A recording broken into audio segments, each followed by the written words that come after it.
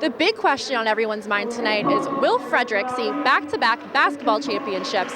As we just saw, the girls just won their championship game, but now all eyes are on the boys as they take on Mildred. Thank you, Stephanie. I am currently standing outside of 225 Franklin Street. This is the location listed on the DraftKings website as the current location of their headquarters, but I went inside the building, spoke to management staff, spoke to security guards, and they said that DraftKings actually left this building years ago, and no one seems to know where they are now. You were recently moved to center a couple games ago. You've been doing a pretty good job, winning a good amount of the face-offs. How has that transition been from right wing? And although the association has made great strides in improving the water quality of the Charles since 1965, they're still working towards their end goal of a swimmable Charles River. That means that someday in the future, Bostonians can jump off a dock like the one I'm standing on and into the Charles without having to worry about the safety of the water quality. I'm here at the corner of Vassar Street and Mass Ave, and this intersection behind me has been identified by police in the area as one of the most dangerous in Boston, especially for bikers. It's been the scene of dozens of crashes over the years, including one fatal that killed a biker from MIT in 2011. Well, until the MLB puts hot tubs in the outfield, it seems like the glory days of baseball, like back when our friend here, Ted Williams, was playing, are now being overshadowed by the NFL. Reporting in Fenway for BUTV, I'm Gabbie Chartier. So the city of Boston suggests that if you ever see a pothole of this size, to take out your smartphone and download the BOS 311 app, report the location of the pothole, and they'll come within 2 days to fill it. And now we're going down to ice level with our ringside reporter, Gabbie Chartier, who's standing by with one of your Terriers. I'm here with senior Matt Lee. Matt, last night was a tough game, one that you probably wish you could have back. But the good news is, you're right back at it again today with a chance to avenge the loss. And the penalty kill has been great tonight, and that's really been highlighted by McGuire. Can you speak to his play as of late? He's been playing great all weekend.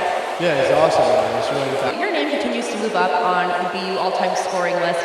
What is it like to have your name up there with some of the BU all-time greats? Following criticism, Trump is now dangling with the idea of ditching the GOP to try for an independent run. He calls a plan critical to national security, but critics are comparing his idea to that of Hitler. Many Bernie Sanders supporters were feeling the burn today after he officially filed in the New Hampshire primary. A longtime independent, Sanders has officially filed as a Democrat, and his name will now appear on the first national primary ballot.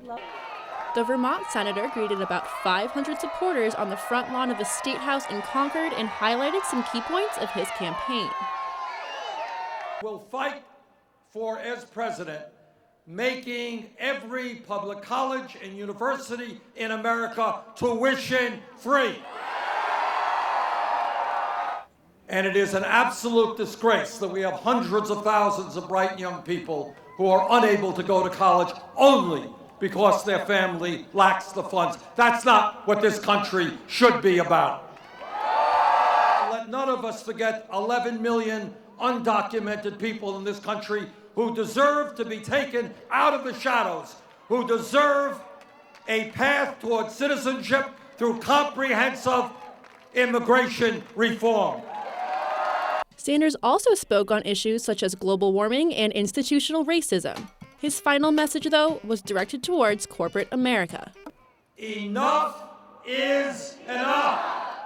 This country and our government belong to all of us, not just a handful of billionaires. And although Bernie Sanders' name will officially appear on the ballot, he still stands in second place on the Democratic polls behind Hillary Clinton. Clinton will be here in Concord on Monday to file as well. Reporting outside the New Hampshire State House for the Boston University News Service, I'm Gabbie Chartier. The 1-2 again. Inside corner. The Royals, 2015 World Champions. Last night marked the end of the baseball season as the Kansas City Royals were named the world champions. But even as the baseball season drew to a close, sports fans seemed to turn to watch a different sport instead. I was watching Sunday Night Football. I don't know, football's just become so dominant in American culture and just trumps everything. Probably just the majority of America watches football more. I know football is just more exciting to watch. Unless you're a real baseball fan, I don't think you're going to watch baseball. In fact, Sunday night football ratings were higher than Game 5 of the World Series. 23 million people tuned in to watch the Denver Broncos vs. Green Bay Packers game, compared to the 17.3 million who watched the World Series. Kind of lost interest in baseball the last few years. It's a slow game, and I don't have a lot of time in college, so it's hard to sit down and watch a 3.5 hour baseball game. Major League Baseball is pretty slow, so I'm kind of indifferent to it at this point.